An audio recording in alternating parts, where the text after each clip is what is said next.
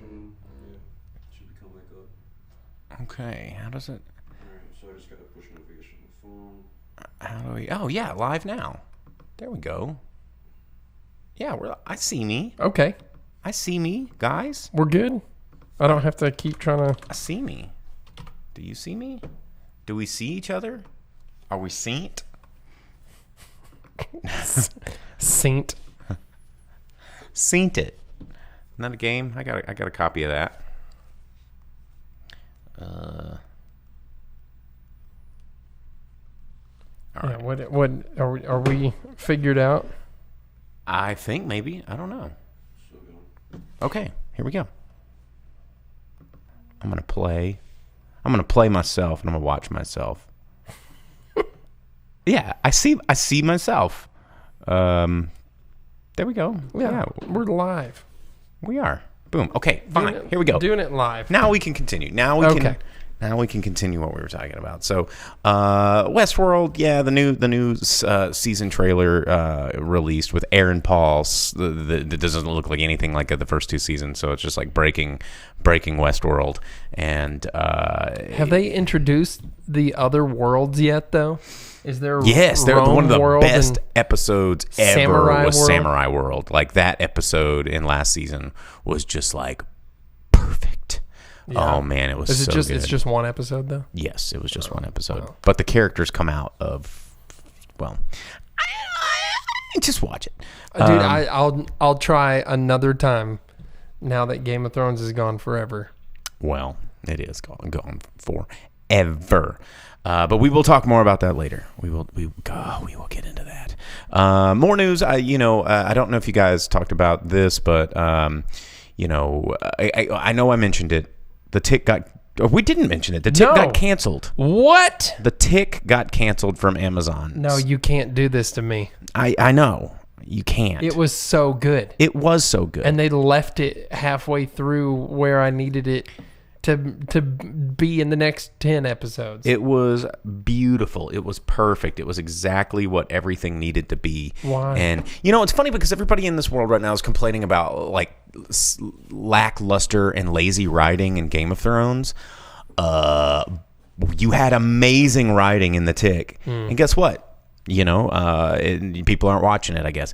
But the other Go ahead. I watched every episode of that they had released in their last go round, like in a row. I couldn't stop, could not. It was impossible. Well, it's just good television. It's good quality television. And the first season, they put billboards up, they advertised, they got the hype train rolling, and then everybody watched it. It got great reviews. People were excited about it. And then season 2, like super fans didn't even know when it was. I was 3 weeks behind. I didn't know that season 2. There wasn't even a targeted ad on Amazon, and they target things that I think about. I don't know how that works. I'm like, Yeah. dude, tacos, and it was like, hey, what about Taco Maker? And I was like, what? Yeah. Get out of here. But I absolutely loved The Tick, and I was not. I had no bit of information that the season 2 had even aired, and nobody's more plugged in to a show like this than guys like us, and we didn't hear about it. And so they're like, well, according to analytics, nobody's watching the show. It's just not getting the same numbers as season 1. I was like, well, yeah, no shit. Because literally no one is. You made the decision to cancel it less than 30 days of it even being put on your streaming service. That's crazy. Give it a second. Let people know that it's there, man. Otherwise you don't. Are you kidding me? I'm not. Oh, it was so good. It was so good. But here's the thing is everyone's so reactionary based on this hype train. It's like if, these studios and these executives are wanting to build cult-like statuses to shows and movies without doing the due diligence that is required to make a cult-like content. There was no Chippendale Chairhead. No. You don't get to hear a proper spoon. There was you got one proper spoon. There was and that no is it. Mustache feeling. Spoon. It's just, oh man. And I was so brokenhearted. They're looking for a new home. Maybe Netflix. If Netflix scooped this up, I think it would soar on Netflix, because Amazon Prime, let's get real for a second. Their streaming content service is way lacking. Like Yeah, it's hard to but- browse. It's Well, yeah, and it shows you everything that you can rent with Prime, but you can't do it from your Amazon Video. You have to log on to a different device and rent it. yeah, You have to go back is and that? forth between multiple devices. Yeah. it's ridiculous. Yeah, that's a bummer. I know. So that was Amazon does have one advantage, and that's like their when you're watching a movie, if you pause it, it shows you all the actors in that scene. the X-ray. Who they play, yeah, and like what the name of the song in the background is and all that. Like that's very cool. Yeah, behind the scenes But stuff. that doesn't But you know give what? you a pass Amazon to also cancel has the tick. to its advantage the fact that we all like just mindlessly, aimlessly shop there no matter what. Almost to a point where even if a product is cheaper, like down the street at the mom and pop, that you're just going to get it on Prime anyway because they have established this idea in our head that it's just cheaper on Amazon. Well, yeah, I shop around. A lot of the time it is cheaper on Amazon, but not always. But, I wouldn't have Amazon Video if it wasn't included with Prime. With Prime, same. I wouldn't subscribe to that service. I mean, if the tick's not there, there's nothing about it that to me would be like, oh, man, You're dead to me, Jeff. I got Bezos, I'm talking to you. I'm calling you out, bro. Nothing says like I have to have Amazon without the tick on there. And I mean, dude, like Amazon has literally all of them. If you're going to spend $1 billion freaking dollars on yet another retreading of Lord of the Rings, can you give us $1 million for another? Like that was the cheapest show. And just like, can we have it? Please, Dude, and they have commentary in episodes about like, oh, look at how nice the budget for this show is. Like 6 Yeah. episodes, the suit is better, and it's explained through goofy ways. And it's like, yeah, this is perfect. This is the it's so tick. good. It's everything that we needed it to be. And then it got canceled. So, They hate us. and other things that obviously didn't get canceled and got only more sequels. Gerard Butler. We saw a trailer this weekend to, what is it? Angel Has Fallen. Yeah, dude. So it was Olympus Has Fallen. Yep. And then London.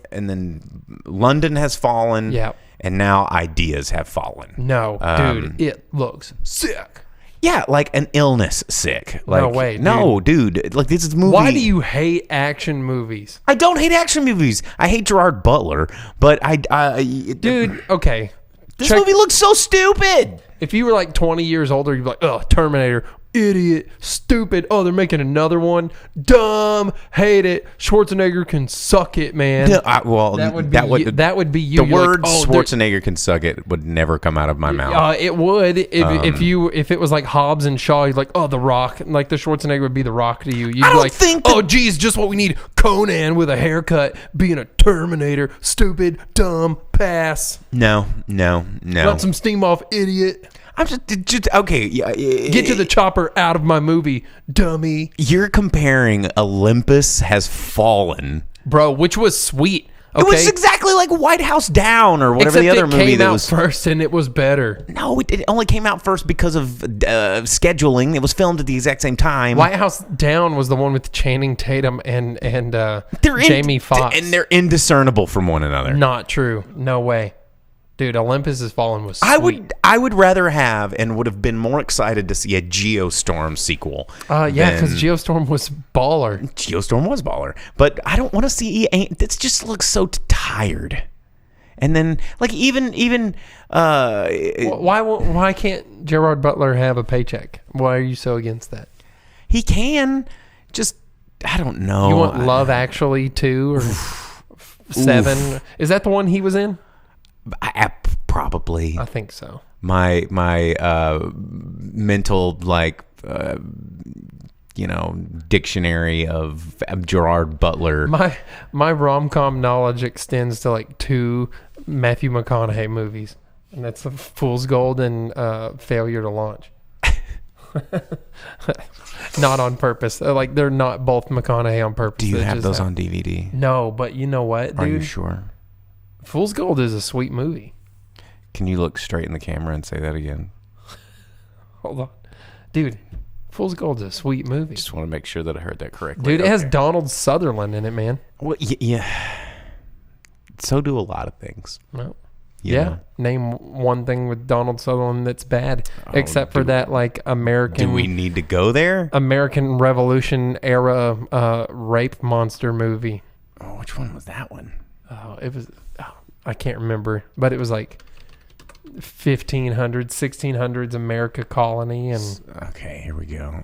We're gonna pull up a little Donald Sutherland. I mean, okay, yeah, he was in Game of Thrones, or not Game of Thrones, Hunger Games. Everybody knows that. And he was okay in that. he was the bad guy. The bad guy. What else was he in? He was in Kelly's Horrible Heroes. Bosses. Yeah, that good classic. He was in it for 5 minutes, And and his part was great. The Mechanic. The Mechanic is sweet. And Reign Over Me. His character in The Mechanic was really good. Do in you the remember Reign Over Me? Statham Can we remake. just talk about, speaking of Matthew McConaughey, Reign Over Me? Is that the same one with the dragon? Oh no, that's a different one. You're thinking of Reign of Fire. I'm thinking of Reign of Fire. Damn, because that movie was dumb. Man, Lord of War. Okay, that was pretty good. Damn, I guess where's The Italian Job was really good too. Shit. Space Cowboys. That movie was awesome. It had Robert Duvall, Clint Eastwood. I know who Tommy had Lee in Jones. it, but I didn't think it was that good. Dude, watch it again. All right. Space Cowboys is awesome. Okay, you're right. Donald Sutherland, for the most part, he's got a good track record here. Oh, yeah. Yeah. I mean, Buffy. Yeah, bro. Yeah, Buffy. Buffy. The buck usually stops at Buffy. Yeah, he's like, you know, it'd be cool if you karate stabbed vampires, including Pee Wee Herman, and she's like, oh yeah, Okay. Yeah. Ooh, yeah. well, okay, Donald Sutherland. Anyway, what were we even talking about? We were talking about Gerard Butler. Let's stop talking about Gerard Butler. Let us talk about. We are running low on time. Let's talk about movies. We got to talk about movies. Let's talk about John Wick. So, John Wick, we're going to be reviewing. Actually, before we talk about movies, because that's the pace of the show, let's talk about what's coming out in theaters this weekend. Well, Because we got to let you know. Because everybody's just ready to come along, jab. What are the rest of the words to that song, Arabian Nights? That's coming out. And wait, can you do the Arabian Nights, like just like hum it? no, I can do the. No, you're supposed to do the Will Smith, like, yeah, yeah. So it's like, yeah, you ain't never had a friend like me, Sultans just don't understand. Sultans do not just, they don't understand at all. But going to the land of Agrabah, we've got Aladdin. Go back and find the episode where we rewrote this movie as Will Smith rapping the whole thing. Heck yeah, dude. It'd be awesome. That's an old episode. You can check out old episodes of the show on Facebook.com/The Drive-In Speakerbox or YouTube.com/The Drive-In Speakerbox. And you can subscribe. You can get the podcast on Spotify and LinkedIn and Tuned In and Stitcher and Pornhub and like Grubhub, all the hubs. You can get us. Have some Thai food delivered to us. Yeah, and listen to the show. It's great. But anyway, Aladdin coming out. Will Smith, of course, coming in and taking over the role of Genie. Early reviews, which I think are probably paid for by the multi-megalo corporation known as Buena Vista Entertainment, are saying that it's really not as bad as the previews made it look. They're not like, hey, it's good. And they're like, it's not as bad. It's not as bad as we all thought it was supposed to be. You know what else is coming out? And I'm really excited for it to be out so I can finally stop seeing advertisements for it. What's that? The Booksmart.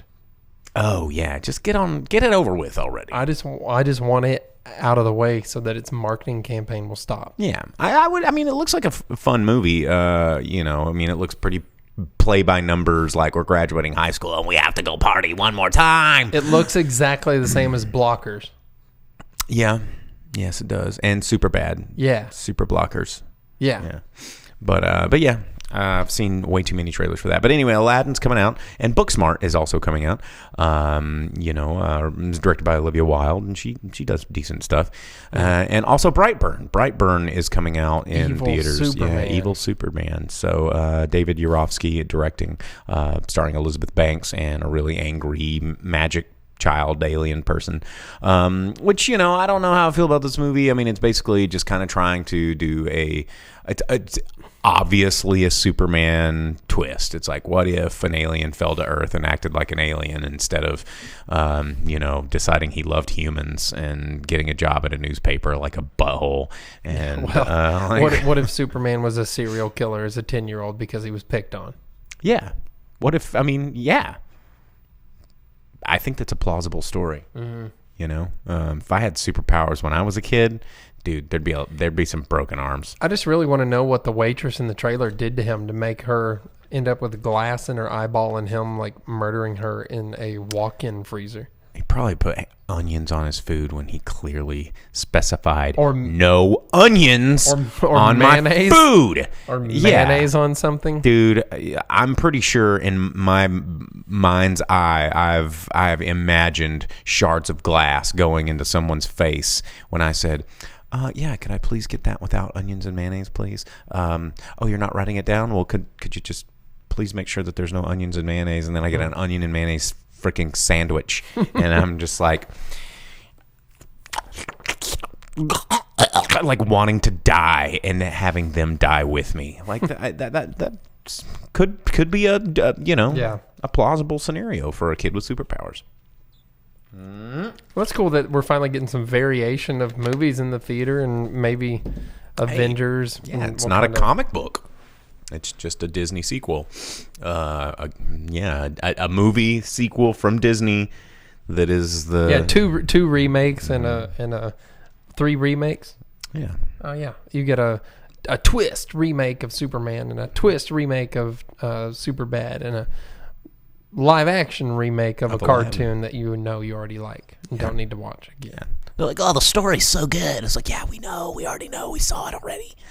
But anyway, that's what's coming out in theaters this week. So let's talk about what's in theaters this week already, or last week. John Wick.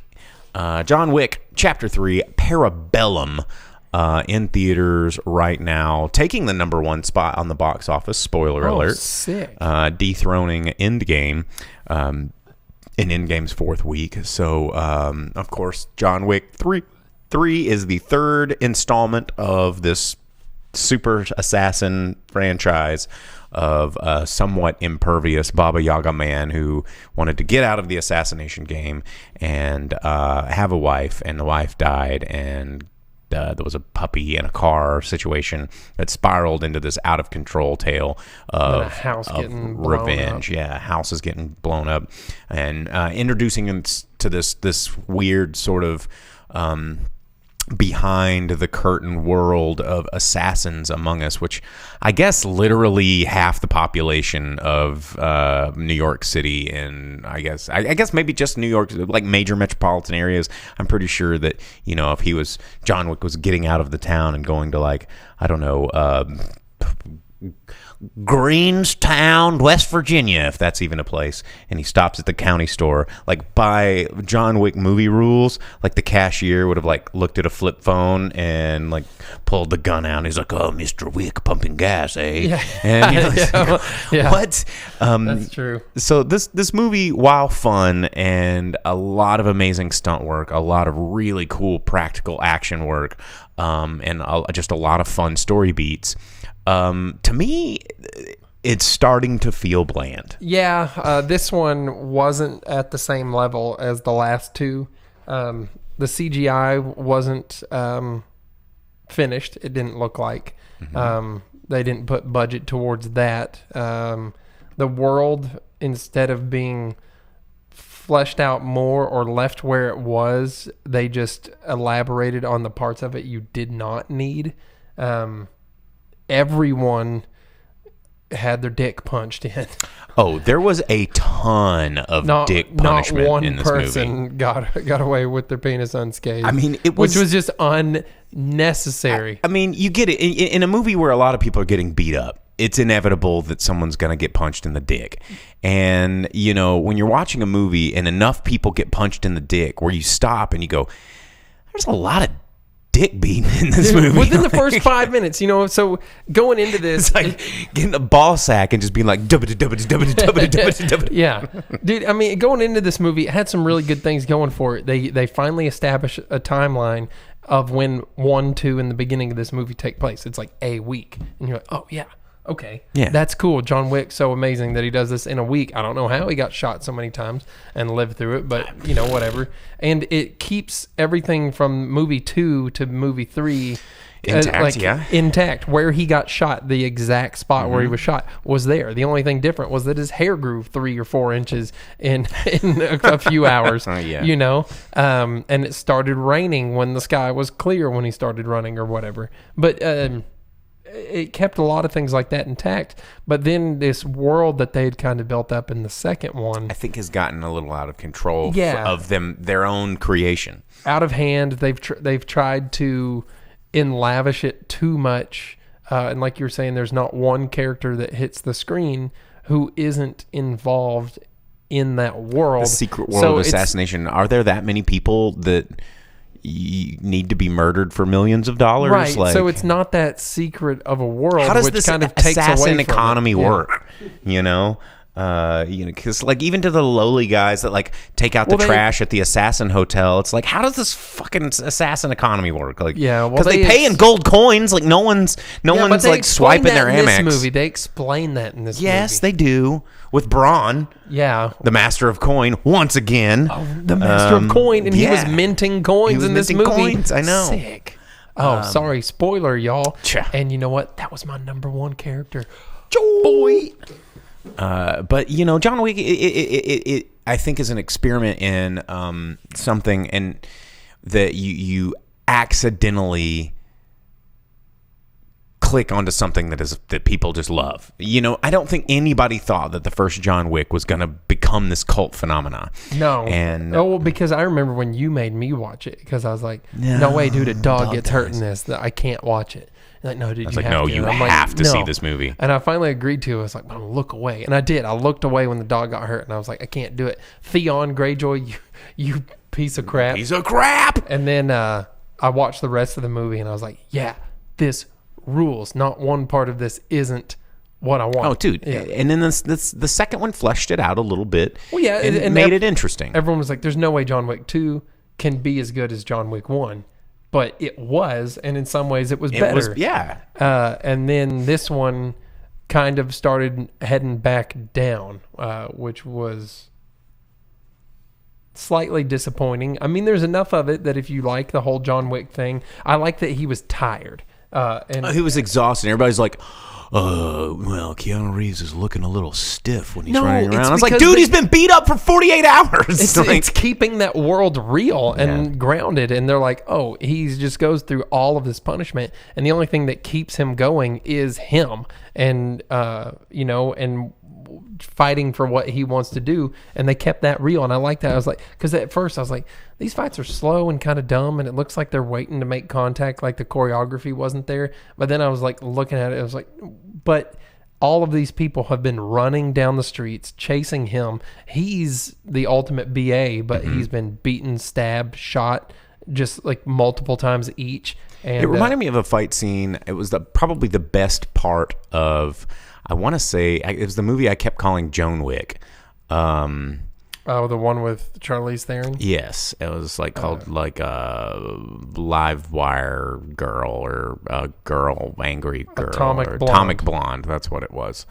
And there was one fight scene in there that really stood out to me, and it was when they were just fighting and fighting and fighting and fighting and getting thrown through walls and fell down some stairs and fighting, and then they're in the like living room, and they're just like,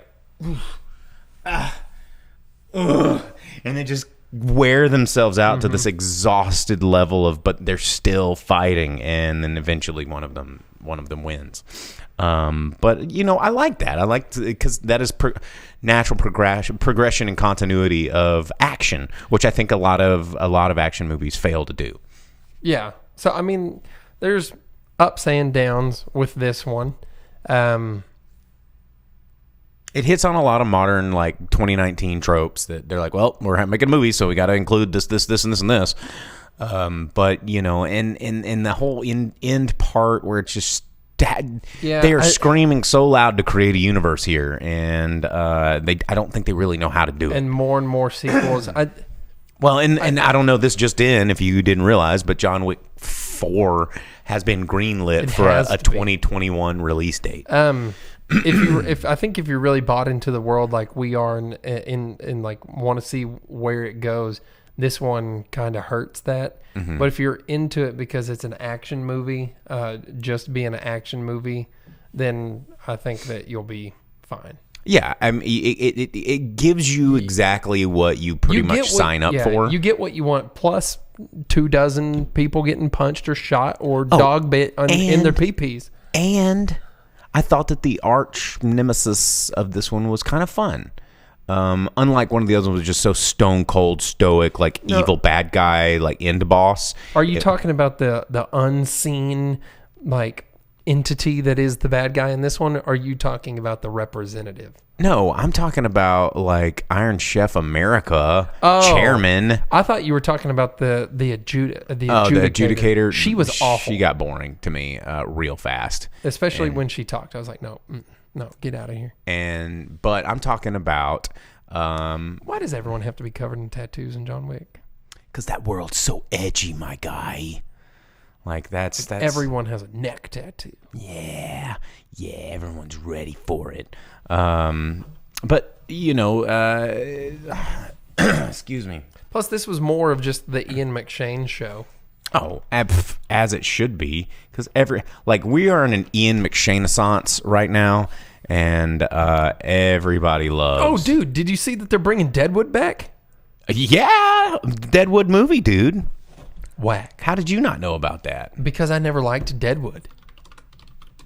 Yeah, you think I would, being a Western and all that? Yeah, it's because every other word was the same word. Oh, well, yeah, that's true.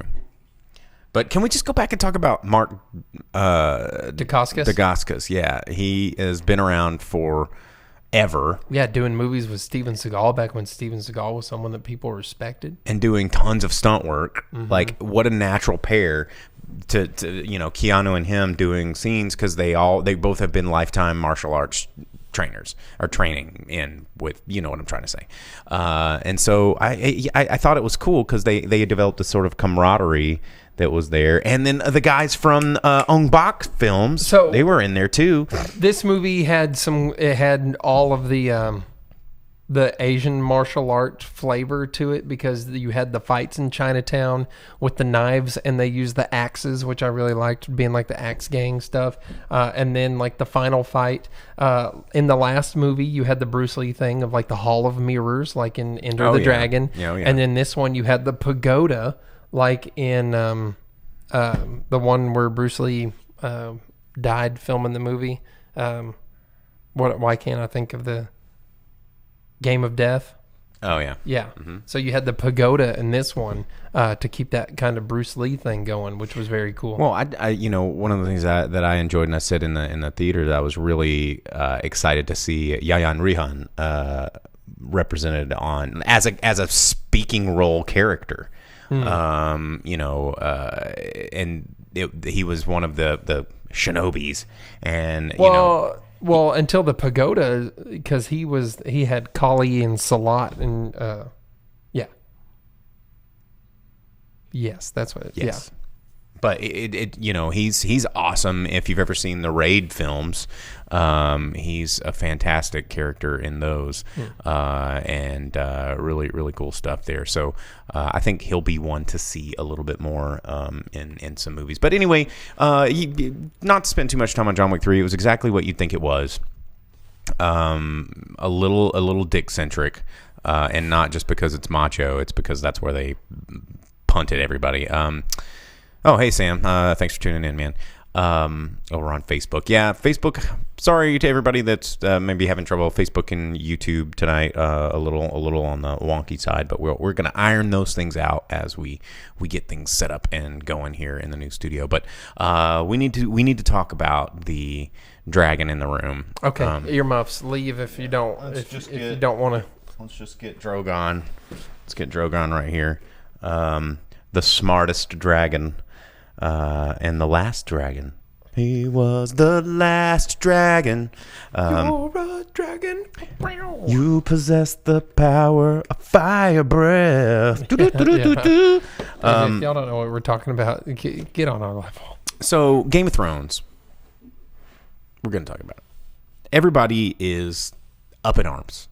Everybody, I keep hearing this phrase, it was lazy. It's just poorly written. It was, and it's like, everybody's just echoing the same crap. It's like the same headline. That was all I saw today. Once I had a chance to check internet, was just everyone being like, "Oh, this is just bad. It's not exactly what I wanted. I don't understand this show at all." Apparently.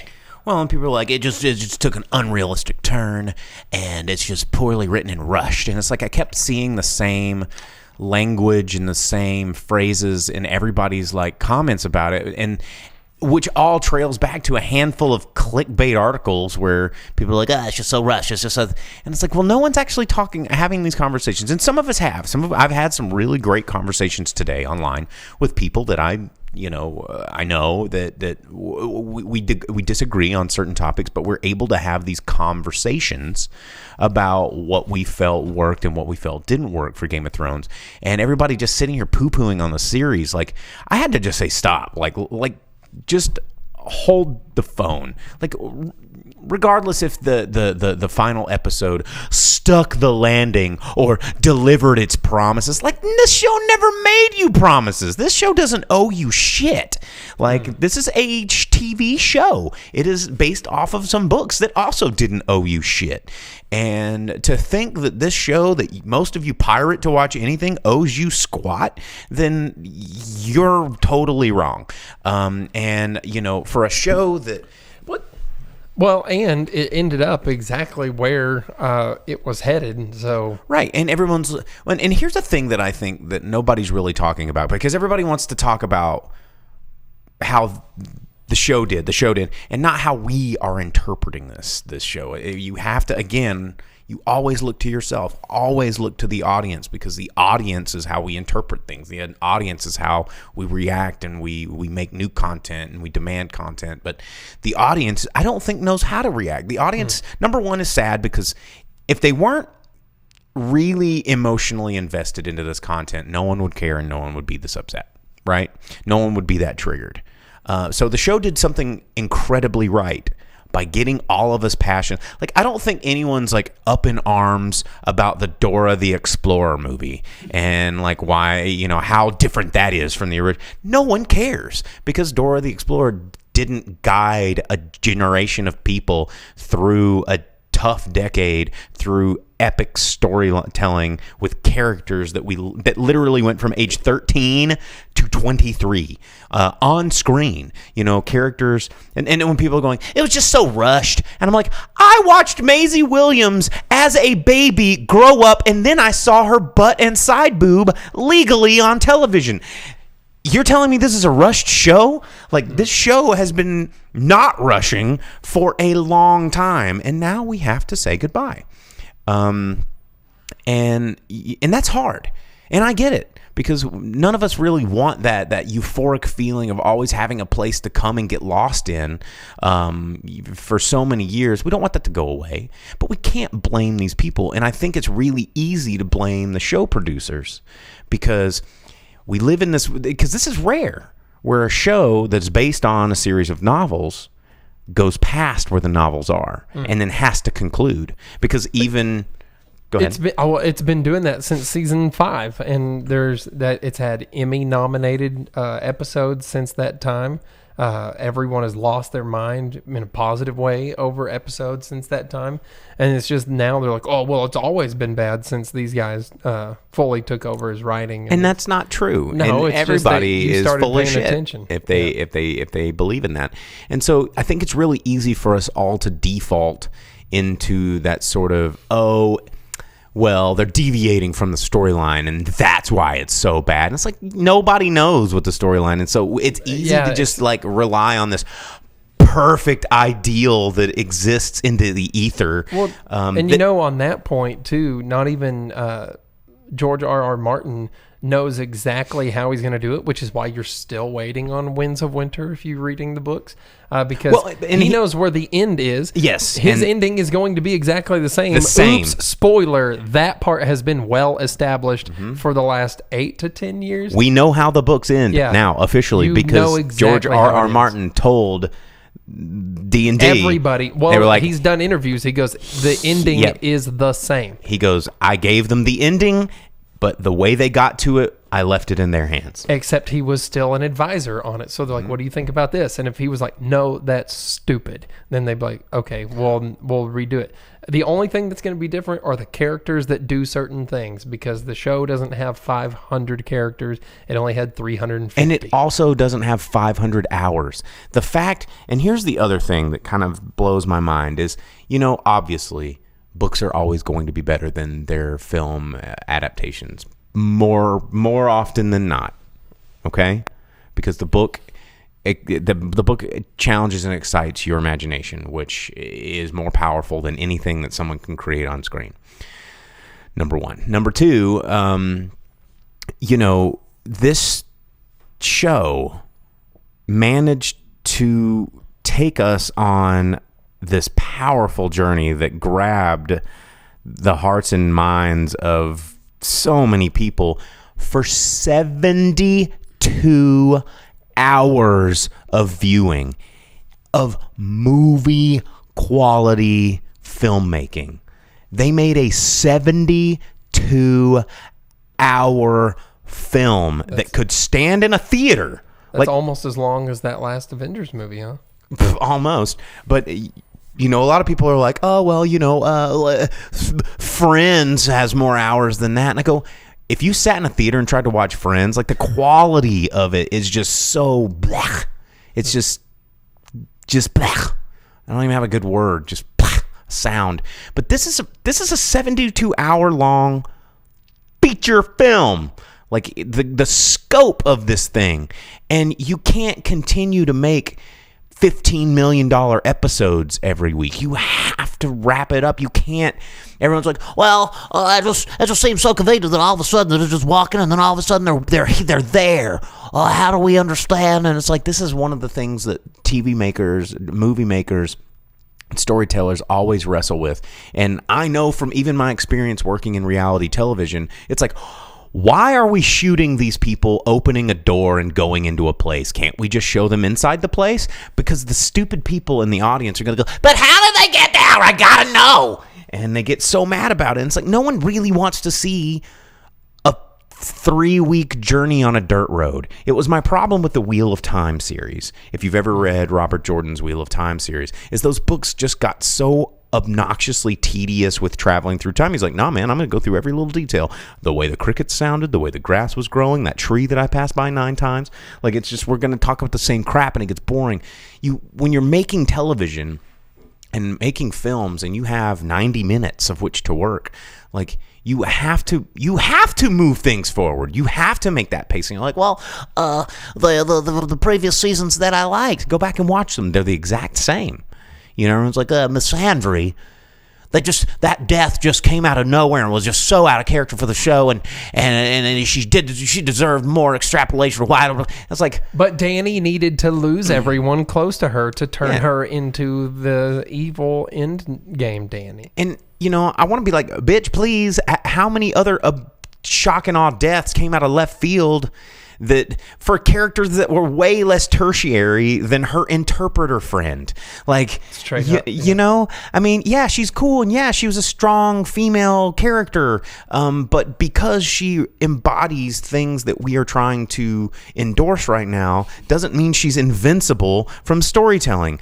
And I read another article that actually said something that was interesting. It's like, and I think it was from George R. R. Martin, some of the show producers, that were saying, it's like, you know, yes, we want to have strong female characters. We want to have strong female leads and ethnically diverse leads. But that also doesn't mean that they're going to be the good guy. Yeah, but you know? Straight up, everyone needs to feel this. All of Daenerys, all of the people close to her and her advisors all represented parts of her. When she lost Jorah, she couldn't be loved anymore, so Jon kept pushing her away because Jorah was like the part of her that could be loved. And when Missandei was killed, she was from the Isle of Noth, where all the dickless dudes are sailing at the end of the series, and they're a peaceful people, right? They're pure pacifist, and so that was the part of her that kept the peace and was peaceful, and it was killed, and then she was no longer a peaceful person.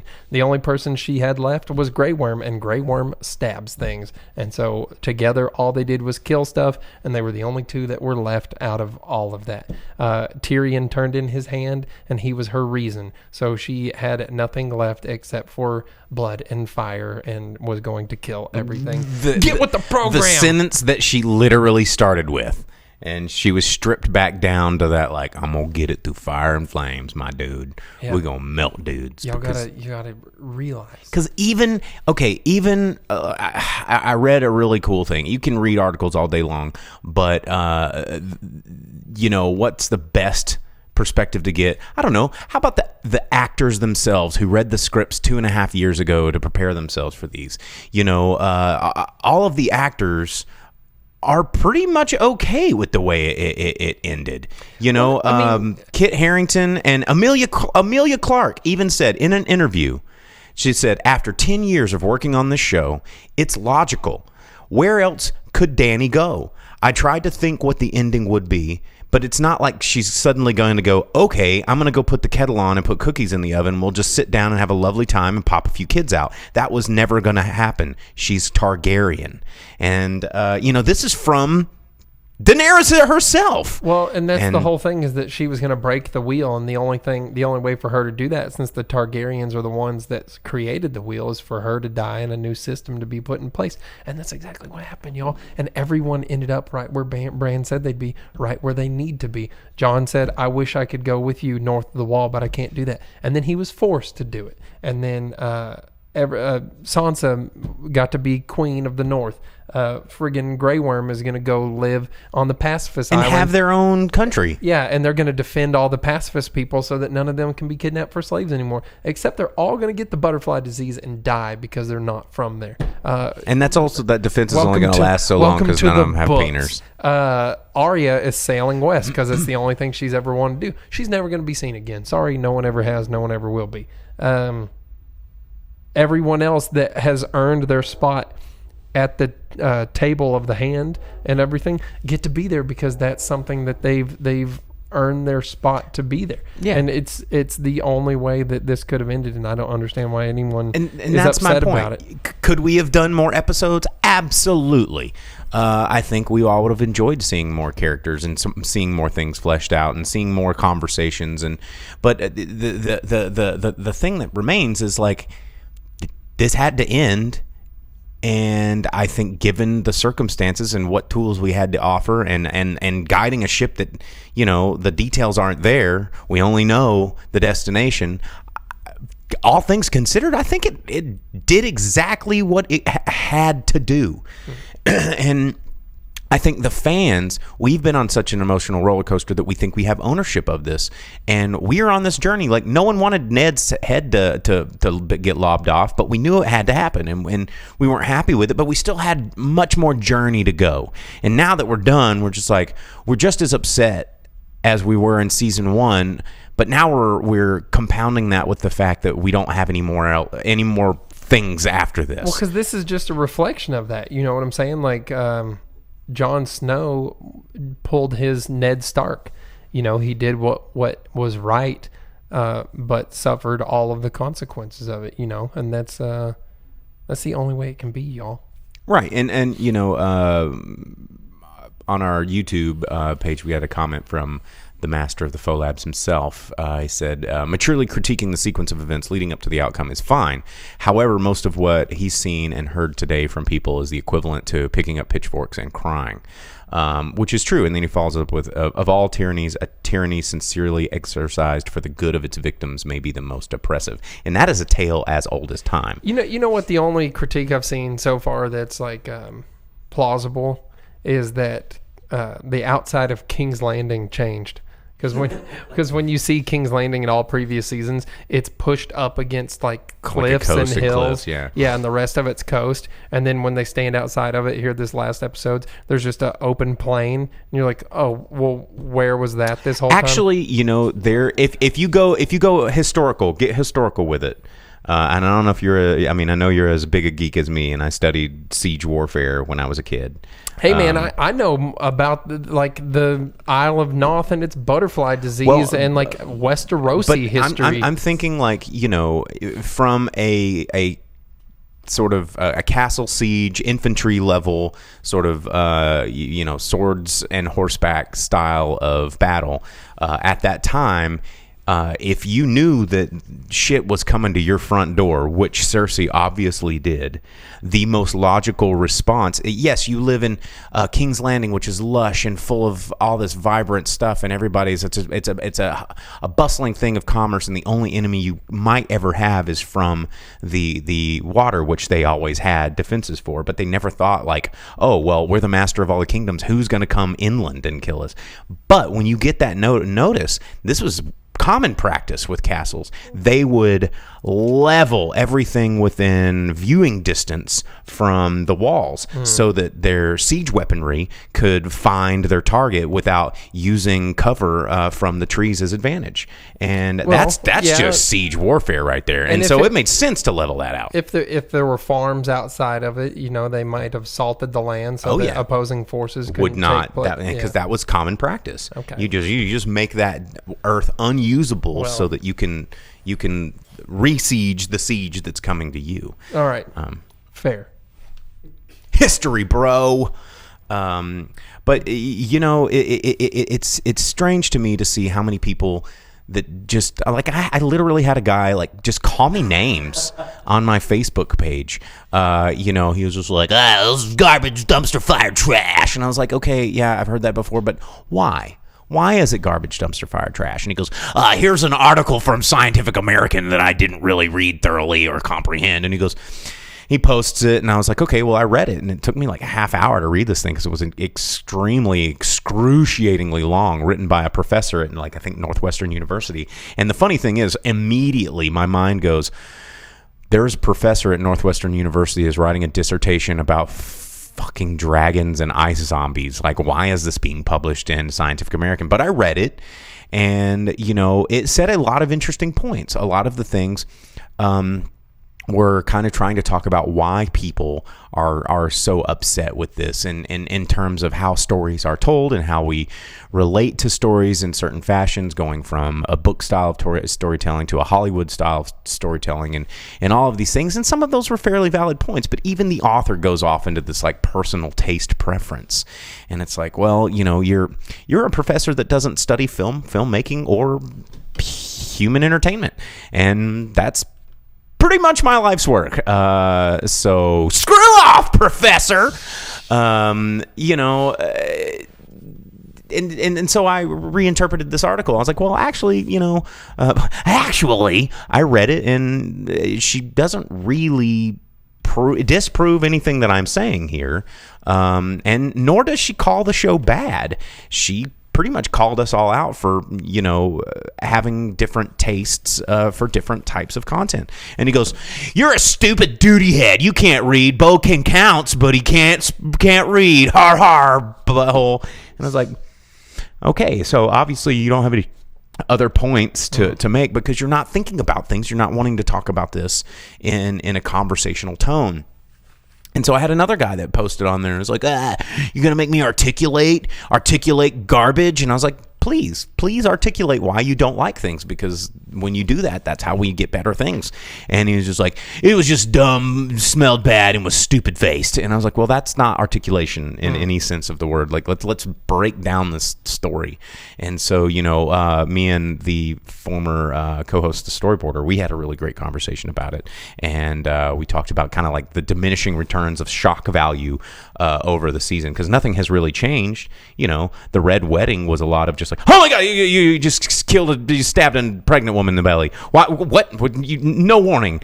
And now you like get a character's head lobbed off, or a bunch of people get torched, which you literally saw coming for 9 years, and you're like, no! And it's like the thing hasn't changed. It's just your relationship to the content has changed.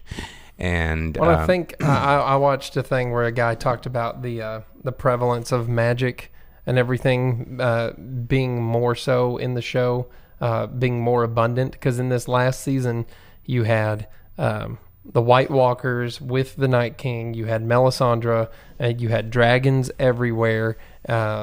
You have the mountain brought back to life and all that stuff. So it's every episode was full of otherworldly stuff that you can't fully relate to the way that you could back in early seasons and things like that, and that kind of helps take you out of whatever human element it is when you see a dragon with half a jaw blowing blue fire everywhere type thing. It just, but you know what, whatever. I'm completely okay. I'm okay with it. I'm okay. I'm absolutely. I think that once we get those books from Mr. Martin, I think we're all going to take a hard look at ourselves, and we're not going to admit it, just like Daenerys wouldn't.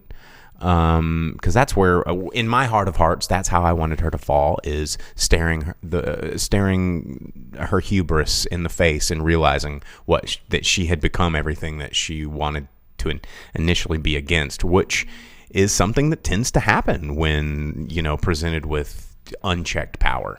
And but I didn't get to see that. Am I upset about it? No, because it's not my story to tell. I'm on this adventure with these characters, and I think that everything ended in pretty much the most logical fashion, and especially in season 1 when Ned got his head lobbed off, literally every fan was like, man, I hope those Starks get their revenge, and I hope it's just House Stark, baby. And then guess what? The Starks rule the world, and they're like, oh man, this is rushed. It was just poorly written, giving us exactly what we wanted the whole time.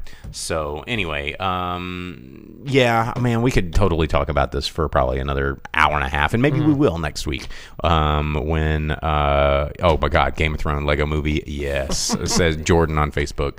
Please. Every time someone gets died, their Lego figure just explodes. It just goes into pieces. But we are out of time because now the studio is across town. We both have to commute to get back to our jorbs. But I don't know about you, but I am thinking we might need to start the show a little bit earlier. We started later because we had some technical Yeah, true. But I mean, I think that because if we start a little bit earlier, we can linger. And we can process. And so, but you can always check out the replay, check out the podcast on your Spotify or your iTunes or your Google Music, watch the replay on YouTube or on Facebook Live. You can just find all those things down here. Just search for the Drive-In Speakerbox, Drive-In, Speakerbox, all one word. Hold on, before we go too far away. Because we still got box office to do. I realized something, Game of Thrones, before we get too far away from it. What? I know it didn't end the way that you wanted it to, and I bought this ahead of time, so I'm glad that I did. What do we get? I got this for you. Because Tyrion that's what you wanted. on the throne. You wanted Tyrion on the throne. Yes. And I kind of called it. Like, everybody was like, well, we hate you and we're going to kill you, but also tell us what to do because you're the only one that makes any sense. And it was like, Tyrion doesn't live up to his potential, it was wrong. And it's like, he was learning. He was still learning and using his brain the whole time. But guess what? He substituted his logic for faith. For like the first time in his life, he believed in something that wasn't himself. and it bit him in the ass. Well, And he was like, well, I truly believed in a thing, and I got lost in that, and now I understand. And now how do I get better? And the scene where and I thought this was really powerful, and I don't think a lot of people really played that scene, because we're like, just people standing around in rooms and walking. I was like, dude, the scene where he goes to the council's table and all the chairs are all scattered around, and he's looking around and he straightens the chairs. oh yeah, I was watching it with a friend, and she was like, "Why is he doing that?" And I was like, "Oh, You don't understand the humongous importance of that scene, because remember the first time he was the hand, and he had his feet up on the table, he was drunk, he didn't give a shit, and he could care less. He wasn't even looking at everybody, and it was a joke to him. And now at the very end, he is looking at this and understanding how important this needs to be and what he needs to do to make it better. And because it was his third time as a hand. Yeah. And I thought that scene right there, you want to talk about like writing? Writing is not always dialogue. Writing of something, they have to write a screenplay that describes all this nonverbal stuff, and that scene right there was fire. And boom, we got Tyrion, little man, big chair. Thanks, dude. No problem. We'll add it to the set. So anyway, let's do the box office roundup real quick, because we got to scoot. We're gonna do the top 10 movies in America. We're going to start with number 10. We're going to work our way up to number 1. We'll do these pretty fast. Number 10, Ugly Dolls from STX, coming out with another $1.7 million in its third weekend release. $45 million budget. Only brought in 17. Ouch. Number 9, Palms from STX, bringing in $2.1 million in its second weekend release. So far, only bringing it up to $10 million at the box office. Number 8, The Sun Is Also a Star from Warner Brothers. What was that? I don't even know what that is, man. That just came out of nowhere. I didn't know that this movie was coming out this last weekend. It slipped up on us. But $2.5 million in its opening weekend. Number 8, not a good opening weekend. Number 7, Long Shot from Lionsgate with $3.3 million in its third weekend release, bringing it up to $25.6. Number 6, The Intruder from Screen Gems, bringing in $4 million to the box office. Third weekend release, $8 million budget, bringing in $28 million at the box office. So I didn't see that coming. Number 5. It's a thriller. I mean, it's going to work out. The Hustle from, I don't know who made that one, but $6.1 million in the box office. Second weekend release, coming in with $23.2 million. I'm sure it's going to do well for itself, because I don't think that movie was very expensive to make. No, I'm sure it was. Yeah, number 4, Anne Hathaway's paycheck was probably the big... It was the biggest one, yeah. Dog's Journey from Universal, bringing in $8 million in its opening weekend. Number 3, Pokemon Detective Pikachu in its second weekend, dropping down to the number 3 spot with $25 million. $150 million budget, a lot of hype behind this, but still only bringing in $94 million at the box office domestically. Let me check the worldwide numbers, because we all know how popular that is overseas. It has brought in $196 million overseas, bringing its total world gross up to $290 million. So it's done its job. Number 2, Avengers Endgame from Buena Vista, bringing in another $29.9 million in its fourth weekend release. $356 million budget, brought in $771 million at the box office, bringing it up to a worldwide gross of $2.6 million at the box office. Billion dollars at the box office.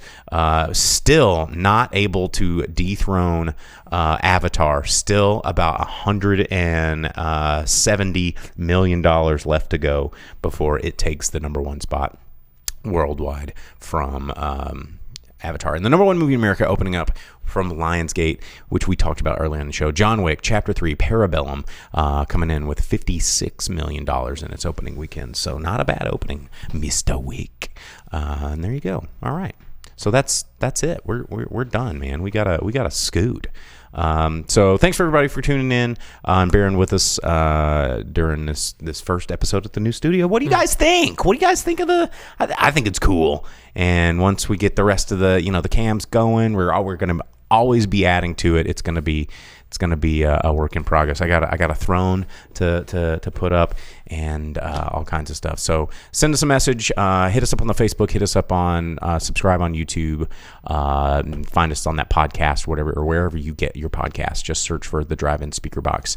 And we will see you guys. We'll see you guys next week. Sound good? right here at the new studio. Right here. Boom. All right. Take care, guys. See ya. Roll the credits.